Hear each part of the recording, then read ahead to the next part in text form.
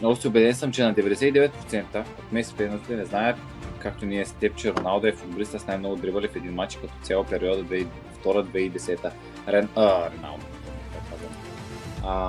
Кристиано Роналдо, много съжалявам, че не съм успял да го гледам, когато е бил в този период, който е играл дори като халф в Man United и наистина по такъв начин е дриблирал, че може да мине и целият отбор на противника.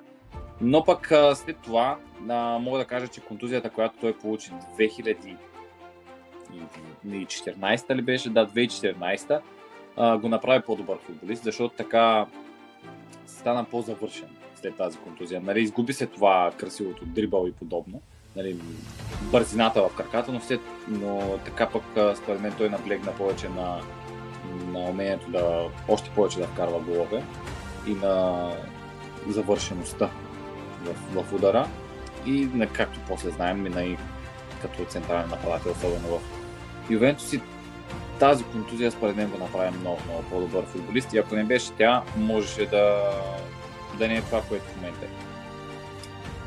Така че да, всичко зло за добро. Сега сметнах и съм фен на Реал от 5 години.